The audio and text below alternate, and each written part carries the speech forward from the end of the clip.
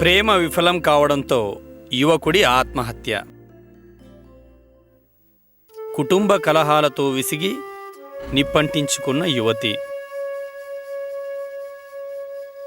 రైలు కింద పడి యువకుడి ఆత్మహత్య.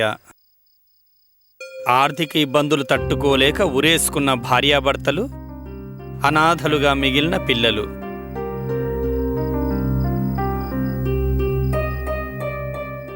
అంబర్పేట ఎస్ఐ సైదులు తెలిపిన వివరాల ప్రకారం రోడ్ నెంబర్ 20లోని ఓ ఫ్లాట్లో మల్లేష్ యాదవ్, అతని భార్య సుజాత ఆర్థిక ఇబ్బందులు తాళలేక అర్ధరాత్రి ఉరేసుకుని ఆత్మహత్య చేసుకున్నారు. వారి పిల్లలు అనాథలుగా మిగిలిపోవటం పలువురిని కంటతడి పెట్టించింది. చిచి, ఏ మనిషిలో ఏమిటో. అరే, చిన్నపిల్లల్ని అనాథలు చేసి ఆత్మహత్యలు ఎలా చేసుకుంటారో ఏమిటో.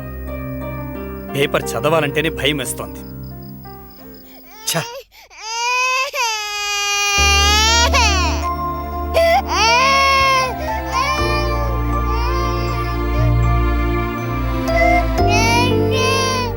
జానకి, పాప ఏడుస్తోంది. జానకి, నిన్నే. పాప ఏడుస్తోంది.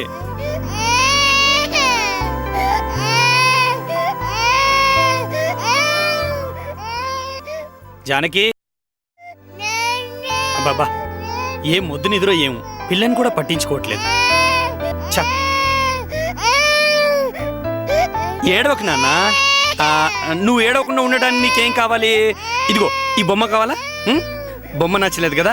ఇదిగో ఈ బొమ్మ. ఇది కాదు కానీ, ఇది కాదురా, నీకు బాంబే నుంచి ఓ బొమ్మ తెచ్చానే. ఆ బొమ్మ ఏది? ఏదబ్బా?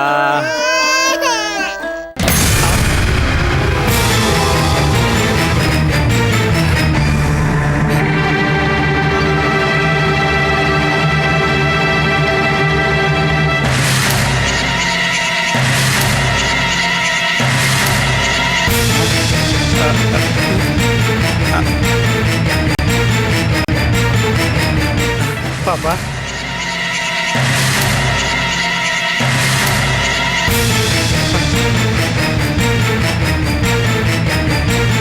పింకీ,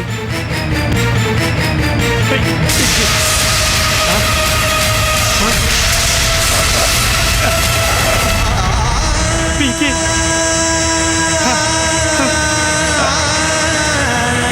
అంటే ఓ మై గాడ్, నేను నిజంగానే చనిపోయానా?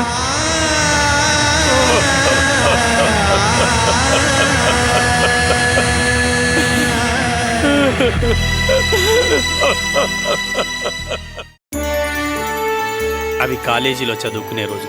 జానకి అంటే నాకెంతో ఇష్టం. నా ప్రేమనంతా వ్యక్తం చేస్తూ ఉత్తరం రాసి అందించాను. ఉత్తరం తీసుకుని విసిరి కొట్టి సీరియస్గా వెళ్ళిపోయింది. నా ప్రేమను కాదంటుందేమోనని భయపడ్డాను. ఆమె వెళ్తూ ఒక్కసారి వెనక్కి చూసి ఓ చిరునవ్వు నవ్వింది. అంతే, నా ఆనందానికి అవధులు లేవు. ఇద్దరం తరచుగా కలుసుకునేవాళ్ళం, హాయిగా కబుర్లు చెప్పుకునేవాళ్ళం.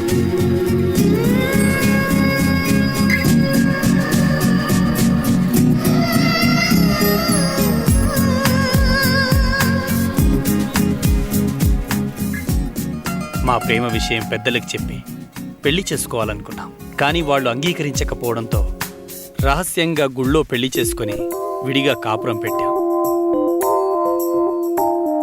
మాకు ఒక పాప, పేరు పింకీ.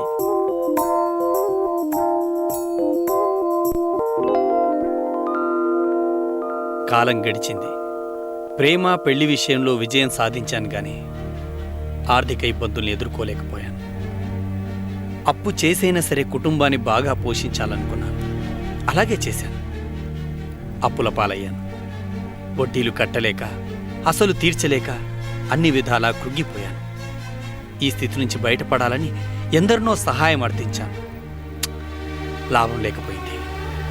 చివరి ప్రయత్నంగా నా తల్లిదండ్రుల్ని ఇంటికి రమ్మని, డబ్బు సహాయం చేయమని కోరాను.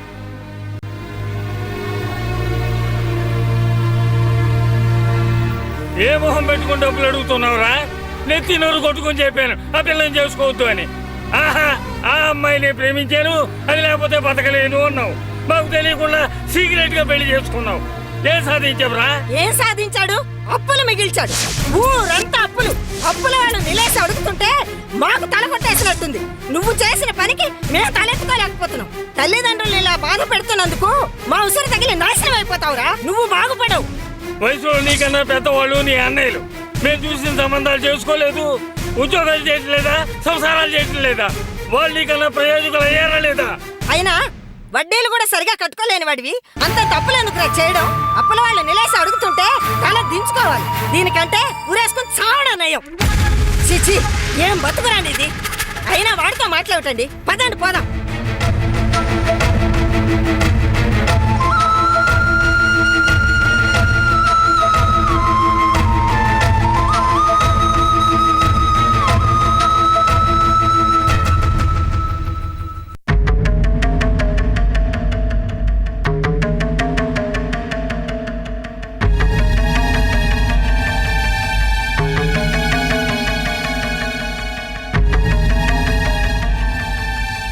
ఏ మొహం పెట్టుకుని డబ్బులు అడుగుతున్నావురా?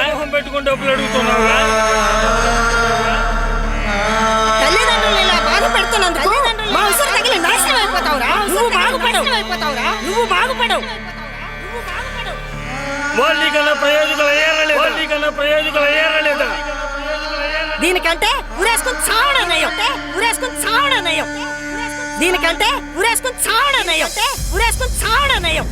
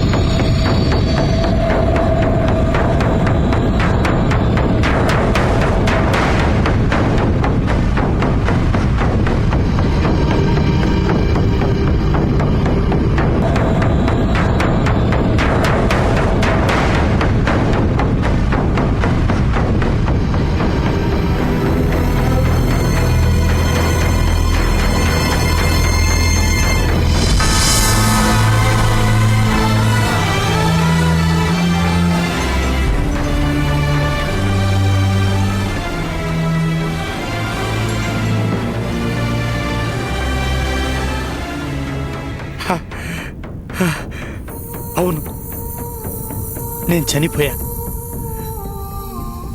చనిపోయాను. ఎంత తప్పు చేశాను. నేను చనిపోవాల్సింది కాదు. మరిప్పుడు నా భార్య పరిస్థితి ఏమిటి? నాన్న అని పిలిచే నా కూతురు పరిస్థితి ఏమిటి? నేను లేకుండా నా భార్య పిల్లలు జీవించగలరా? ఇకపై నా చిట్టి తల్లి నాన్న అని ఎవరిని పిలుస్తుంది?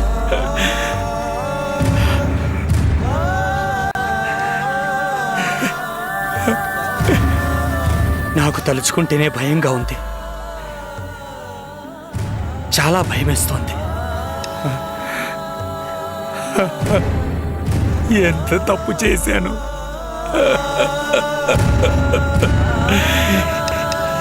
ఎంత తప్పు చేశాను.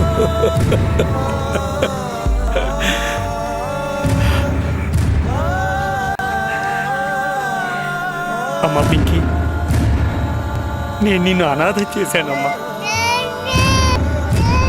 జీవితాంతం నీకు తోడుగా ఉంటానని మీ అమ్మకు కూడా అన్యాయం చేశానమ్మా. చాలా పెద్ద తప్పు చేశానమ్మా. చాలా పెద్ద తప్పు చేశారు. అమ్మా పింకీ, పింకీ, నన్ను క్షమించమ్మా. నన్ను క్షమించు తల్లి. నన్ను క్షమించమ్మా.